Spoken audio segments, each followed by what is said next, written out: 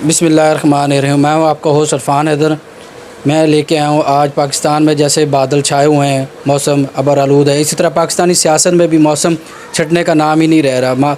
मौसम अपने आप को रंग बदलता नज़र आ रहा है। जैसे पाकिस्तान में क्रिकेट की दुनिया में शाहिद अफरीदी का बड़ा नाम था, लेकिन उसकी बैटिंग का पता नहीं चलता था कि वो किस वक्त क्या करे। और यही सूरत हाल पाकिस्तान के पंजाब की सियासत में है कि किसी वक्त कुछ भी हो सकता है। जैसे कि ये सारा प्लान जब बनाया गया था, जब सब ने मिल के पीडीएम ने मिल के एक प्लान बनाया कि हम परवेज़ लाई को चीफ़ मिनिस्टर पंजाब बनाएंगे, लेकिन ये सारी प्लानिंग चलती चलती परवेज़ लाई ने आखिर में पीटीआई का साथ दे दिया, जिसकी वजह से ये सारे मामला ख़राब होते गए। अब वही मामला चलते चलते यहाँ तक पहुँच चुके हैं कि ज़िमनी इलेक्शन का ऐलान हुआ कि ज़िमनी इलेक्शन जो मुनहरफ हुए, लोटे हुए अरकान, उनकी जगह दोबारा इलेक्शन हुआ। पीडीएम को ये यकीन था कि हम 9 से 11 सीटें जीत जाएंगे, लेकिन आवाम का यकदम एक तरफ चले जाना और पीटीआई की 15 सीटें विन करना, इससे फिर सिचुएशन चेंज हुई। इस सिचुएशन को टैकल करने के लिए फिर चौधरी शुजात का, क्योंकि पाकिस्तानी सियासत में कतरी ख़त से लेकर चौधरी शुजात के ख़त तक का मामला चलता रहा। कभी साइफ़र आता रहा, कभी कतरी ख़त आता रहा, कभी चौधरी शुजात ने ख़त लिख दिया। ये सारे मामला जो पाकिस्तान की सियासत को मज़ीद पेचीदा कर रहे हैं, इसको देखते हुए ये सारा एक तुर्का पत्ता खेला गया पीडीएम की तरफ से, जिसमें आसिफ अली ज़रदारी, बज़ाहिर आसिफ अली ज़रदारी और बाकियों का रोल था। उन्होंने इसमें अपना किरदार अदा करते हुए दोस्त मोहम्मद मिज़ारी साहब को कहा कि आप ये वाला जो चौधरी शुजात का ख़त है उसको लेके ये जो 10 अरकान हैं चौधरी परवेज़ इलाही को जिन्होंने वोट दिए हैं उनके मुस्तरद करें। और ये पाकिस्तान क्या बल्कि पूरी दुनिया में ये फ़र्स्ट टाइम देखने में आया है कि जो कैंडिडेट की नेचर है उसको ही चेंज कर दिया गया। जो इलेक्शन लड़ रहा था चौधरी परवेज़ इलाही, वो भी अपने आप को वोट नहीं दे सकता। उन्होंने सुप्रीम कोर्ट का, दोस्त मोहम्मद मिज़ारी जो डिप्टी स्पीकर पंजाब थे, उन्होंने सहारा लिया सुप्रीम कोर्ट की, जो उन्होंने मुनहरफ अरकान किए थे उसके डिसीजन को सहारा लेके इनको वोट रिजेक्ट किए है। लेकिन चूँकि सुप्रीम कोर्ट ने उस पर पटिशन दायर की थी पीटीआई ने सुप्रीम कोर्ट में, उसकी समाअत चूँकि कल हुई थी, अब ये मंडे के दिन दोबारा समाअत होगी। उसमें सुप्रीम कोर्ट जो चीफ जस्टिस उमर अता बंदयाल साहब थे, उन्होंने कहा कि जो डिप्टी स्पीकर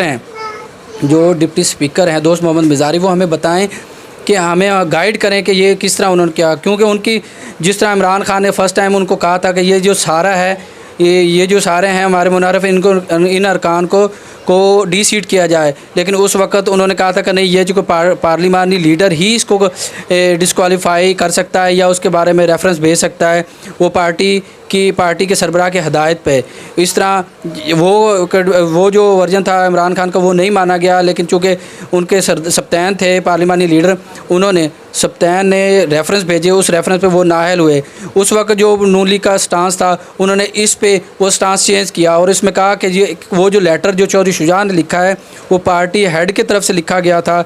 लेकिन चूँकि आइन में है, हम चूँकि एक न्यूट्रल चैनल के तौर पर वर्किंग कर रहे हैं जिसमें हमने किसी की साइड नहीं लेनी। मैं आसान लफ्ज़ों में अपने व्यूअर्स को और सबको बताना चाहूँगा कि जो आइन में दर्ज है और जो मैंने सुना है, जो मैंने सीनियर वकला से राय ली है या पूछा है, उनके बारे में उन्होंने यही राय दी है कि जो बंदा पार्लिमानी लीडर होगा, उसको जो बंदे इलेक्ट होंगे वो पार्लियामेंट में होंगे, वो जिसको अपना पार्लिमानी लीडर कहेंगे उसकी हदायत पे अमल किया जाएगा। उस हदायत के मुकम्मल होने पे ही रेफरेंस दायर होगा, अगर उसकी खिलाफवर्जी की जाएगी तब या नहीं।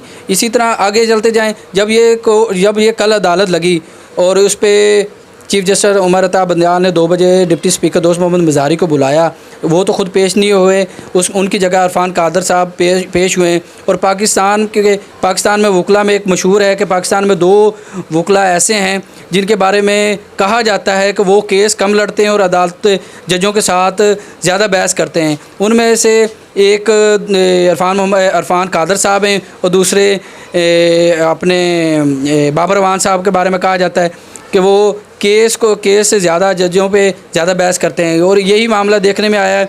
ये बहस इरफान कादर साहब तक नहीं गई, क्योंकि आपने देखा है कि ये जो बयानिया नून लीग का था वो अपने ही बयानिया के नीचे दबी जा रही है।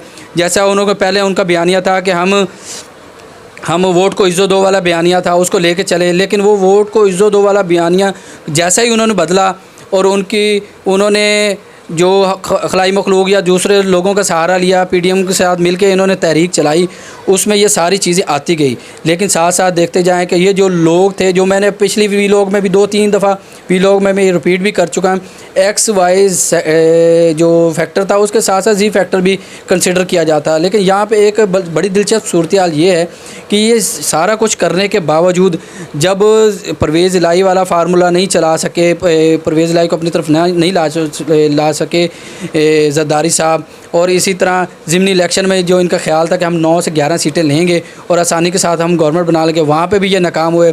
उसके बाद ये आप देखने में हालिया देखने में सूरत हाल आ रही है जिसमें राना सनाउल्लाह वज़ीर दाखिला है, उनके बयानात देख लें। तलाल चौधरी को लाया गया चूँकि वो एक ऑलरेडी एक नाअहल हो चुके हैं, ठीक है, उन पे इसी तरह के कंटेम्प्ट ऑफ कोर्ट या तौहीन अदालत का डिसीजन आ चुका है, उन्होंने उनको आगे किया। और साथ में मरीम नवाज़ ने भी जैसे कि बयानात दिए हैं, और ख्वाजा सार रफ़ीक़, आप देखेंगे ये सारी चीज़ें मिला के अल्टीमेटली एक फ्रस्ट्रेशन को शो कर रही हैं कि जिस तरह का वो प्लान किया था, वो करना चाह रहे थे, वो बयानिया इनका चल नहीं सका। इसी वजह से ये सारे मामलात इनके कंट्रोल से बाहर जाते हुए जिसकी वजह से अब एक चीज़ और खुल के सामने आ गई, जैसा कि इनका बयान था कि नवाज़ शरीफ मियां मोहम्मद नवाज़ शरीफ शुरू दिन से ही हुकूमत लेने के हक़ में नहीं थे। लेकिन आप देखें कि ये 2-3 दिन मियां मोहम्मद नवाज़ शरीफ ने ज़रदारी साहब को बार बार कॉल करके पंजाब के गवर्नमेंट के लिए तगोदो की। इससे ये साबित होता है कि ये सारा कुछ इनकी तरफ से किया गया था। लेकिन अब वो जो बयानिया था इनका, वो बयानिया पिट गया, ये अपने बयानिया की बोझ में आ चुके हैं, जिसकी वजह से ये अब कोई ना कोई नैरेटिव तैयार बनाना चाह रहे हैं। जिस तरह जावेद लतीफ़ साहब ने भी कहा कि हम खलाई मखलूक या जिस तरह के वो बयान दे रहे हैं, उससे ये एंटी स्टैब्लिशमेंट जाना चाह रहे हैं। क्योंकि इमरान खान का जो बयानिया पंजाब में पॉपुलर हुआ है, वो बेसिकली इसी बेस पे पॉपुलर हुआ है। उन्होंने साइफ़र को लेके चले, साइफ़र के बारे में कहा, वो सिक्योरिटी काउंसिल ने उसकी तस्दीक कर दी कि हाँ वो साजिश नहीं थी लेकिन मुदाखलत ज़रूर थी। अब ये एक अलहदा बहस है कि वो साजिश है या मुदाखलत है। अब 2 ही मज़ारी हैं, एक शीरी मज़ारी उस तरफ से हैं जो किसी की आँख को कई इदारों और कई को वो आँख में बाहर नहीं, और इसी तरह दोस्त मोहम्मद मज़ारी जो बेसिकली थे तो वो पीटीआई के, लेकिन वो भी इनडायरेक्टली मुनारिफ हो चुके हैं, और मुनारिफ होने की वजह से वो इधर चले गए। और मैं इसके साथ साथ आपको ये बताता हूँ, जो अदालत में कार्रवाई हुई है उसमें जब अटार्नी जनरल पंजाब से पूछा गया कि आप बताएं जो दोस्त मोहम्मद मज़ारी जो डिप्टी स्पीकर ने रूलिंग दिया उसके बारे में क्या, वो भी जवाब देने से कासर थे। इसी तरह फ़ान कादर साहब थे जो काफ़ी लायक बंदे हैं, जिनके बारे में ख्याल किया जाता है वो काबिल वकील हैं, लेकिन उनकी इसके साथ साथ उनके बारे में एक और बोला जाता है जो मैं पीछे जिक्र कर चुका हूँ। उनका भी यही ख्याल था कि उन्होंने जो उन्होंने बयान दिया वकला जजों के सामने, उन्होंने कहा कि ये जो इरफान का जो डिप्टी स्पीकर दोस्त मोहम्मद मज़ारी साहब थे, उन्होंने पार्टी सरबराह को ही पार्लिमानी लीडर समझा है, जो एक बहुत बड़ी गलती थी। और उसको जस्टिस जो एहसन साहब थे उन्होंने फ़ौरन नोट किया। उन्होंने कहा कि ये आप गलती तस्लीम कर रहे हो और आपको पता है इसका क्या इफ़ेक्ट होगा। और जो अब थोड़ी देर पहले बल्कि रात को ही रिटर्न आ गया था फ़ैसला उसके बारे में, उसमें कहा गया था कि ये जो हैं अपने मियां हमज़ा शहबाज शरीफ, वो 1 जुलाई वाली पोजीशन में चले गए हैं क्योंकि वो एक अबूरी वज़ीर आला के तौर पे काम कर रहे हैं। ये सारी सिचुएशन अब मैंने आपको सामने रख दी हैं। हमें अभी जैसे जैसे डेवलपमेंट होगी हम आपको इसके बारे में मज़ीद तफसीलात देंगे। अब तक के लिए मैं किस्मा न्यूज़ से इजाज़त चाहूँगा, लेकिन इजाज़त जाने से पहले मैं आप सबसे रिक्वेस्ट करूँगा मेरे चैनल को किस्मा न्यूज़ को लाइक करें, सब्सक्राइब करें और बेल आइकन दबाना बिल्कुल ना भूलें, ताकि मेरी जो भी लेटेस्ट वीडियो वो आपको बर वक्त पहुँचती रहें। और कमेंट ज़रूर करें जिससे मुझे फ़ीडबैक मिलता रहेगा कि मैंने अपनी वीडियो को कैसे इम्प्रूव करना है। अब तक के लिए खुदा।